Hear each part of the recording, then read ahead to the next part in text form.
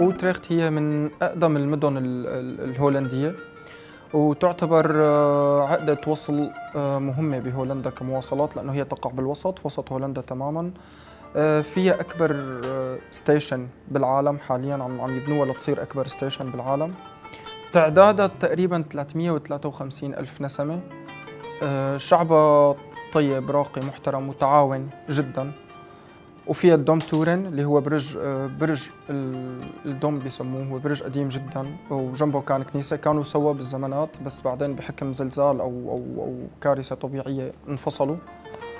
فيها كمان قنوات مائية بتوصل هولندا بالدول المجاورة مشان التجارة وهالقصص.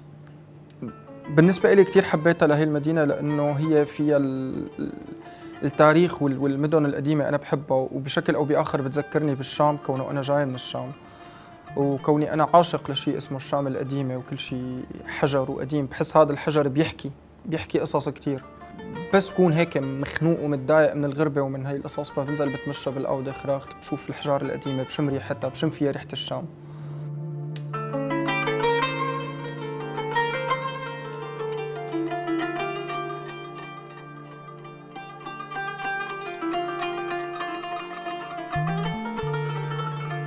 فرقة مايند لايت ثياتر جروب هي فرقة مؤلفة من مجموعة شباب وصبايا سوريين بإخراج هولندي. نحن بالبداية كنا شلة رفقات، نعرف بعض بس، فبعدين تعرفنا على هذا المكان اللي هو اسمه هيدفيلدا فيستن. هن عندهم مسرح، صالة مسرح، وبيعملوا دائما عروض وبيشجعوا القادمين الجدد أو اللاجئين لأنهم يعملوا مشاريعهم. فحكينا معهم وقررنا انه نعمل معهم هذا الفريق ونعمل معهم نبلش نعمل بروجكت. فبلشنا باول بروجكت اللي هو Lost to Humanity. عرضناه باخر شهر 6 والحمد لله لقى صدى كتير حلو، يعني كتير ايجابي لقى صدى من الجمهور. الاسم The Lost to Humanity بيحكي عن الانسانيه المفقوده، قديش نحن كبشر بنتعامل مع الاشخاص اللي حوالينا بطبيعية وبتلقائية، بس هي الطبيعية والتلقائية ممكن تجرح هدول الناس. يعني نحن متعودين نعمل هيك بس هي بشكل أو بآخر عم تجرحهم. فنحن بشكل أو بآخر نحن الكل عنا شيء من إنسانيتنا عم ينفقد شوي شوي. فهذا الكونسبت العام تبع المشروع. يعني نحن أساساً لما قررنا نسمي الجروب مايند لايت هي لنضوي ضوء بالعقل تبعنا الباطن انه نحن في قصص كتير غلط عم نعملها، لازم نعمل سبوت لايت عليها لحتى نصلح من حالنا. ونصلح من انسانيتنا ونصلح من اجتماعياتنا اللي عم تنفقد شوي شوي. فبالنسبة إلي كتير مهم انك تضوي ضوء على هي المواضيع اللي الناس نسيانتها وما عاد حكت فيها. هلا المتعارف عليه انه هو الفن رسالة، فاذا انت ما عندك رسالة توصلها الافضل انك انت تقعد ببيتك. وبما انه اغلب الناس مثل ما قلت عم تتعاطى مع اللاجئين على انه هن في لهم حاله خاصه معينه، ما بدي اسميها، كل حدا بيسميها بمعرفته، فنحن لازم نضوي الضوء انه هدول اللاجئين هن الناس طبيعيين عاديين، بياكلوا بيشربوا، ما لهم ارهابيين، عندهم اهل وعندهم مشاعر وعندهم احاسيس، لظروف معينه حكمت عليهم اضطروا انهم يطلعوا من بلدهم ويلجأوا على بلد ثاني، وانما هن يتمتعوا بكم ثقافه عالي، يتمتعوا بكم من الاخلاق عالي، اجتماعيين ودودين محبين. ما عندهم هي العقد كلها اللي بنسمع عنها بالميديا انه اللاجئ ارهابي. لا، اللاجئ ما هو ارهابي، اللاجئ بني ادم طبيعي قادر يعيش حياته بشكل كتير طبيعي، يضحك ويغني ويرقص ويحضر فن وياكل ويحب ويكون ودود واجتماعي وكل هدول. دوري بالفرقة كان الكاتبة، فكتبت العمل باللغة الإنجليزية. هلأ إنه بالنسبة لي أنا لغتي الأم هي عربية، بعرف أحكي إنجليزي، بس إنه بدك تترجم الدور اللي عم يدور مثلاً بعقلي للغة الإنجليزية، فأنا هون بيصير في تشتت أو بيضيع جزء من العمل، فكتبته بالأساس بالإنجليزي مباشرة، مو إنه كتبته وترجمته. هلأ نحن بدأت الفكرة إنه حطينا كرسي بوسط المسرح وكنا عم نعمل تمارين التحماية، فقلنا إنه كل شخص يقعد على الكرسي اللي بيشوف حاله قادر يقعد ويحكي شيء بخصه، شيء حابب، يعني هو أي شيء بيخطر بباله، فصرنا نقعد واحد ورا الثاني وكل شخص يحكي مثلا جملة في منهم ما قدرت استوحي من يعني الجمل اللي قالوها شيء، بس في مثل ايليا هو اول ما قعد عمل حركة الجرسون لما بتنادي لجرسون انه تعال انا بدي كذا. فاستوحيت فكرة انه فكرة النادل اللي بيعمل بالمطعم وكيف الناس بتعامله مثل انه هو مهنة رتبتها اقل. وغزل كمان استوحينا الفكرة منه لانه حكت عن الالوان وعن البونبون وكيف بتحب السكاكر وهيك. والباقي انا طورته. موضوع الارتجال هو شيء كثير بحبه، لاني بيعطي متعه على المسرح، على خشبه المسرح. فنحن عباره عن انه بنوقف على خشبه المسرح وبنطالع كل شيء عن مواهب، ان كان كوميديه، ان كان ما كوميديه، كل شيء عنا فينا نطالعه ونفرغ طاقاتنا كلها بهذا المحل، ونسجل شو الاشياء الحلوه اللي بتطلع معنا لحتى يعني نسخرها بهذا الشيء او نستخدمها بخشبه المسرح بشكل احلى واقوى.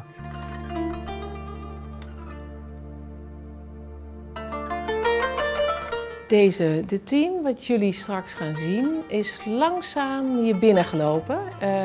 Ze zijn niet in één keer hier gestart.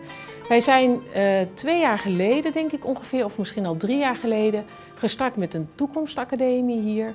En dat wil zeggen dat we de nieuwkomers, zoals wij ze noemen, de nieuwkomers die hier in de wijk wonen, welkom heten en hier een plek bieden om zich te ontwikkelen met dans, muziek, theater, film, schrijven, noem maar op. Eigenlijk alles wat met kunst te maken heeft en met jezelf uitdrukken.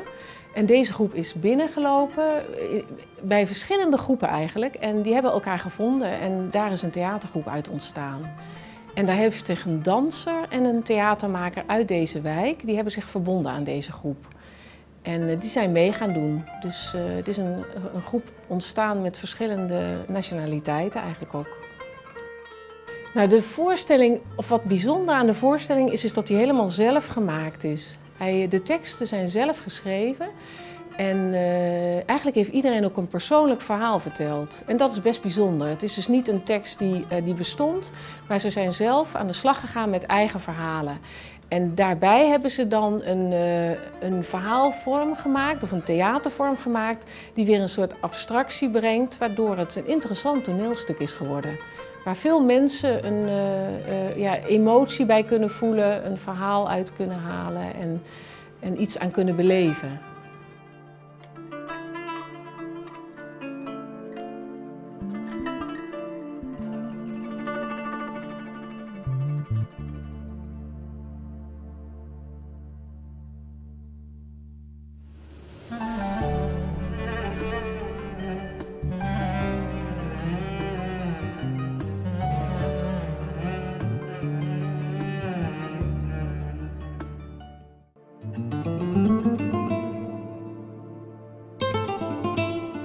سميناه Lost Humanity لأنه نحن مجموعة أفراد عنا مثل خسارة بحياتنا كانت مو قادرين نحدد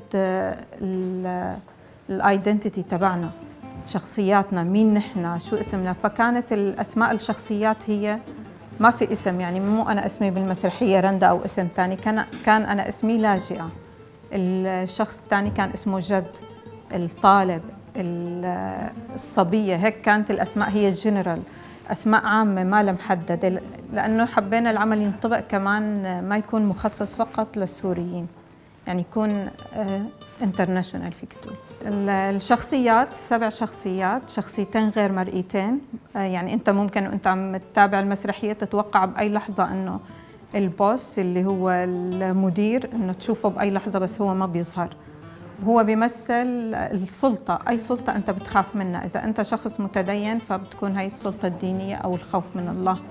إذا أنت مثلا شخص سياسي، السلطة اللي هي الحاكمة، السلطة الأبوية، أي سلطة هي بتمثل حسب الجمهور كيف بيتلقاها. فهو كان ممثل بس بالصوت البوس، أو بأوامر بتتاخد عن طريق النادل. هو بيجيب بيقول إنه المدير بيأمر بهالشيء، المدير جاب قوانين جديدة، المدير عمل والمدير ساوى. وشخصية تانية غير مرئية اللي هي شخصية آدم، وهو شخص هو الوحيد اللي له اسم، لأنه مو موجود. يعني هي كمان في إلى دلالة إنه الأشخاص الموجودين هن ما بيقدروا يحددوا هويتهم، هن أشخاص تايهين. أما الشخص اللي مات بالحرب اللي هو آدم هو الوحيد اللي قادرين نعرفه ونحدد مين هو وشو هو. آدم هو كان بيتخيله الطالب لأنه كانوا زميلين بيعيشوا بسكن واحد، ومات قدام عينه بالحرب بقذيفة وهو رايح يجيب خبز، فضل يشوفه طول الوقت معه. مثل صابه حالة شيزوفرينيا، طول الوقت بيحكي مع هذا الشخص الغير مرئي. شخصيتي أنا اللاجئة وهي بتعبر عني كإنسانة عاشت ببلد، ولدت ببلد، وكان مسماها لاجئة منذ ولودها بهي البلد، وبعدين طلعت حاولت تلاقي نفسها بمكان تاني وقدمت على asylum seeker اللي هو طلب لجوء، وكيف عم تزيد المسميات لاجئة، عاملة، إنسانة من خارج البلد. فبالأخير يعني هي بتقول أنا إنسانة، يعني بالنهاية بعيداً عن كل هاي المسميات اللي موجودة عندي. والغزال اللي هي البنت اللي عالقة بمرحلة الطفولة. صراحة هو في بالبداية صعوبة لأنه المدرسة الهولندية مختلفة تماماً عن المدرسة العربية. المدرسة العربية نحن كتير بنحب الرمزية، بنحكي شيء بيكون عم نرمز لشيء تاني من خلاله. يعني المذهب تبعهم الحالي بالمسرح هو واقعي جدا، يعني ممكن اللقاء اللي بيني أنا وياك بنعمله مسرح، بيجوا الناس بيشوفوه. المسرح طلعوا من فكرة المكان اللي هو على خشبة مسرح، ممكن نروح نعمل مسرح بمتحف، مسرح بشارع، مسرح ببيت. أنا السنة الماضية شاركت مسرح ببيت، كانت بغرفة. فإنه وعندهم واقعية، يعني أنت بتحكي شيء، هن دائما بيقولوا نحن الأراضي تبعنا هي اسمها فلات لاند، النذرلاند، ونحن بنحب كل شيء إنه يكون فلات، سطحي، يعني ما تحكوا لنا بالترميز. فهون كان في شوية صعوبة إنه ندمج من الرمزية اللي عندنا مع الواقعية اللي عندهم لنوصل بالنص يعني مدرسة جديدة أو مسرح جديد.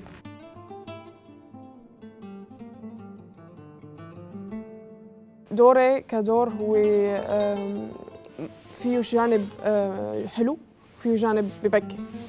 الجانب البكي هو عبارة عن حياة أي شخص مننا، حدا كان بسوء، كان بغض النظر وين كان، بس كان بالبلد واضطر يطلع نتيجة ظرف معه.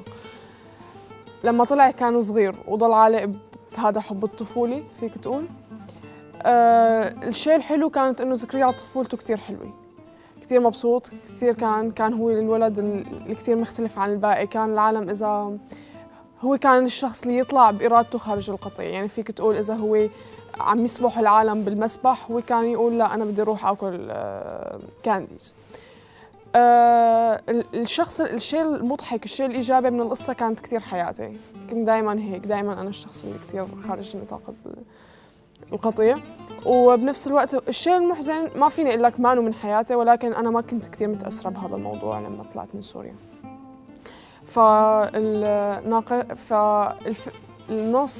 والنص الفكرة فيه إنه أنا اللي حطيته.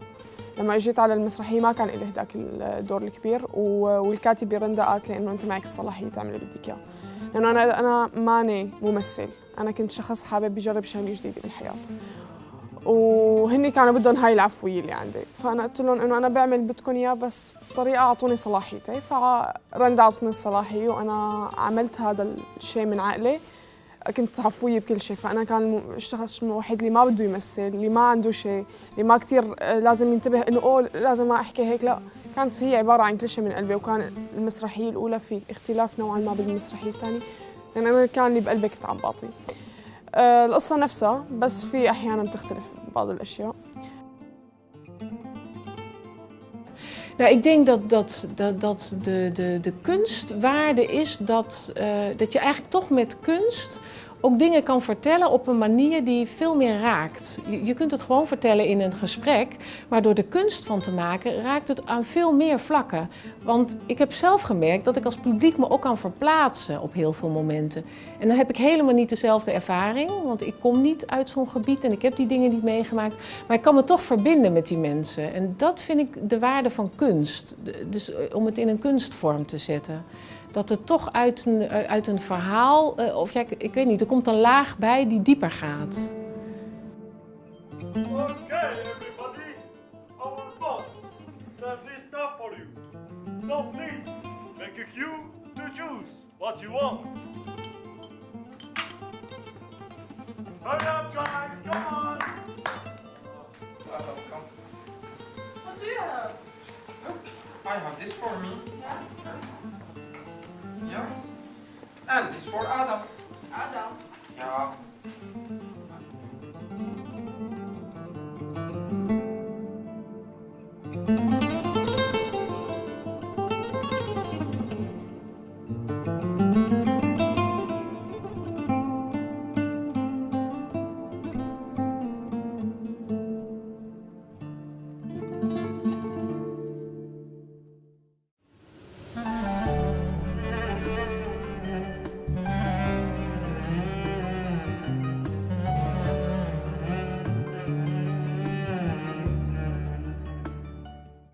You know what, Opa?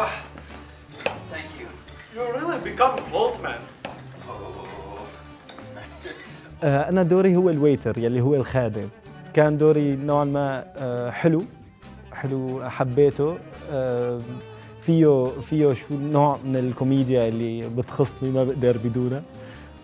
أنا بعتقد هذا النوع من المسرحيات أو بشكل عام كل أنواع المسرحيات يلي عم نعملها هون نحن هون كلاجئين كتير مهم إنه الهولنديين أو الأوروبيين يشوفوها ويتعرفوا عليها، لأني بيتعرفوا علينا أكثر وبيفهموا كيف نحن أكثر، وحتى ممكن يعرفوا إنه نحن ما لنا جايين من أماكن غريبة، نحن عايشين أشياء كتير حلوة مع الأيام، ففينا نوصل لهم شيء حلو وشيء من حضارتنا حلو وشيء من تفكيرنا كتير حلو. فبشوف كتير ضروري لحتى نقدر نندمج معهم، هن يساعدونا نندمج من خلال إنه يشوفونا ويحضرونا. أكيد اللي عم نشتغله مهم لسوريا، لأنه نحن كلنا عم نمثل هذا البلد اللي اجينا منه. نحن كلنا كسوريين بدنا نغير نظرة العالم كله، بالذات الأوروبيين اللي عم يشوفنا على أنه أوكي أنت سوري بدقن سودا مسلم فإذا أنت إرهابي. لا، أنا ماني إرهابي، أنا صح سوري بس أنا مثقف ودارس وواعي ودقني مربيها لأنه هي موضة، مو لأنه أنا إرهابي. باكل وبشرب وبعمل كل هاي القصص. فأكيد مهم لسوريا نورجي أنه سوريا هي بلد الحضارة، هي أقدم مدينة بالعالم، دمشق هي أقدم عاصمة بالعالم، فضروري نورجي أنه هي أقدم عاصمة اللي نحن جايين منها بتصدر ثقافتها وحضارتها لكل العالم. هاي الأعمال مثل المسرحية مهمة للمجتمع الأوروبي لأنه المجتمع الأوروبي تعرض بالفترة السبع سنين الأخيرة أو الأكثر لموجة كبيرة من اللاجئين خصوصاً من سوريا. ومع ضغط اللاجئين هذا تشكل عند شريحة معينة من المجتمع الأوروبي يعني أو الهولندي كمان بشكل خاص ناس اللي هن ضد اللاجئ، إنه وليش اللاجئ جاي، شو بده اللاجئ يعمل، شو حيضيف لنا، نحن مجتمع اشتغلنا على حالنا سنين كتير، طلعنا من كل هالقصص اللي هو عم يعاني منها، ما بدنا نرجع، يعني ما بدنا نعيش هاي المأساة معه حتى يعني لهالدرجة. فكتير منيح إنه لا نحن كمان عنا شغلات تانية، مو نحن جايين يعني نحط مقاسينا نرميها بحضنكم، شوفونا، شوفوا أعمالنا وتعرفوا علينا، لأنه كمان هو تمازج بين الثقافات، ما في مجتمع يعني بيوصل لفوق وهو بثقافة واحدة.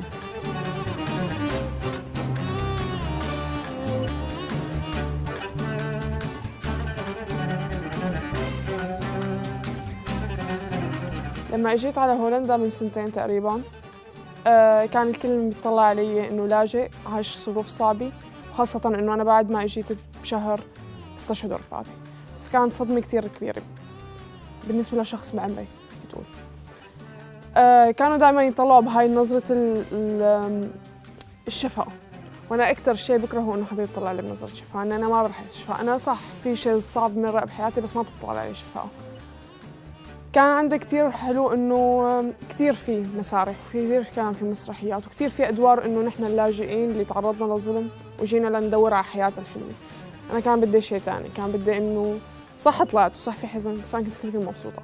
لا تزعل علي، انا كنت مبسوطة بحياتي، صار شيء وطالعني وانا لساتني مبسوطة بحياتي. اني انا عندي هاي القوة اني انا اكمل حياتي هون، قعدت معهم، عشت معهم، عشت حرفيا معهم، لأنه أنا هلا عمليا عايشة معهم ببيت هولندي. عرفت إنه هن أول شيء بيطلعوا عليك إنك أنت لاجئ، وإذا حكيت كلمتين بالهولندي بيفرحوا كثير فيك. لا، نحن ما لنا هيك، نحن أذكى من هيك، نحن بنقدر ننطق اللغة ونحكيها معكم قد ما بدكم. لما بيطلعوا إنه إذا مرضت فأنت هاي نتيجة الحرب، لا، مرض مثل ما أنت بتمرض أنا بمرض عادي كثير. يمكن في شيء أكثر من شيء نتيجة ظروف نفسية، بس هذا ما معناته إنه أنا لازم تشهد علي ببساطة.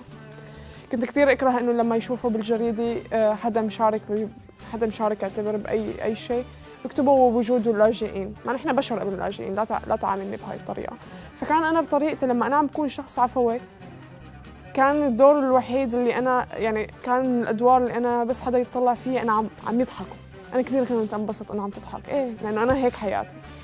فكانت دوري حاولت أدخل فيه إن أنا سافرت، وهو الجزء الأول كان كله ضحك، والجزء الثاني فيه شوية غصة، بس أنا رغم هيك ضحك، هي ما فيها شيء.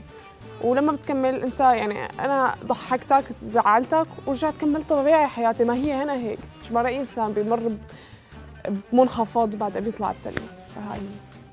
Oh, de reactie die is heel, ja, ik zeg eigenlijk hartverwarmend. Want de mensen die komen zijn eigenlijk allemaal heel erg geraakt. Want dat zijn persoonlijke verhalen en door ze op deze manier te brengen komen ze heel dicht bij mensen. En ik denk dat veel mensen zijn ook emotioneel geraakt tijdens de voorstelling.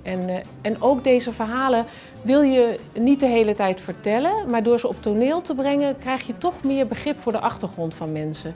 En ik denk dat het heel belangrijk is, ook voor Nederland en voor ons land, om die verhalen te horen. Omdat het veel meer begrip met zich meebrengt over hoe het is om te vluchten uit een land en alles achter te moeten laten en in een nieuw land te beginnen.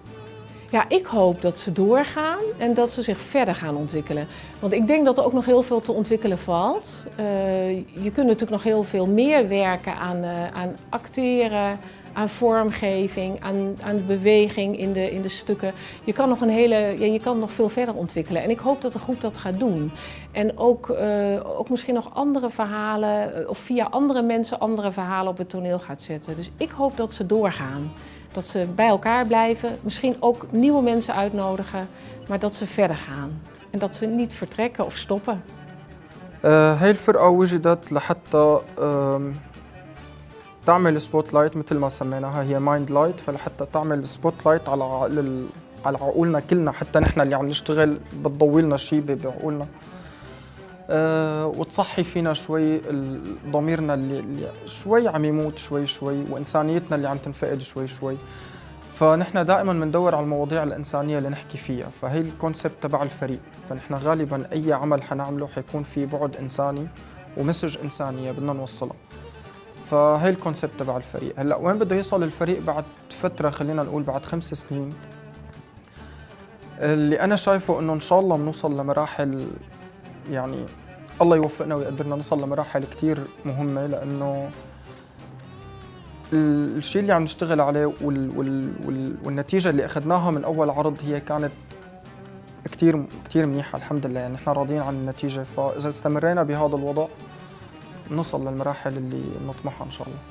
هو هون يعني بالنسبة للمستقبل بالدول الأوروبية، أي شخص يعني عنده إمكانيات أو بحب يقدم عمل، هو يعني المستقبل مفتوح وبيستقبلوا برحابة صدر أي فكرة. فهذا الشيء كتير حلو، يعني ما في عنا موضوع السلطة الأعلى وإنه أنت لازم تكون تعرف حدا من سلطة عليا لتقدر توصل، فهاي الشيء نهائي مو موجود. كتير منيح، يعني أنت بتقدم شيء بتقدر توصل، بتشتغل على حالك بتوصل، بتعرفك الناس. فيعني مبسوطين بهذا الشيء كتير. مستقبل مجهول، ما بعرف. بنعرف إنه نحن هلا مبسوطين، كنا عم نفكر نعمل عمل ولا ما نعمل، مجهول تماما. بالنسبة لي مايل إنه نحن رح نعمل شيء بس رح ينقص عدد من الأفراد، تيجي كل واحد عنده التزاماته. عالم هلا ملتاشي بأمور إقامته، عالم بالمدرسة، عالم اوريدي فايتي بمسرح تاني، لسه ما بنعرف. بس بتمنى كل شيء حلو لهذا الفريق لأنه ضحكنا كثير فيه. قصتنا حاليا ما بنعرف بالضبط وين رايحة، مثل ما قلنا نحن معتمدين على الارتجال، فممكن بأي لحظة نطلع بعمل جديد، وممكن بأي لحظة نقول لا هلا ما بدنا عمل جديد. قصتنا كلها قصة ارتجال وقصة صداقة، فممكن قريبا نكون هيك قاعدين على المسرح ونطلع بفكرة عمل.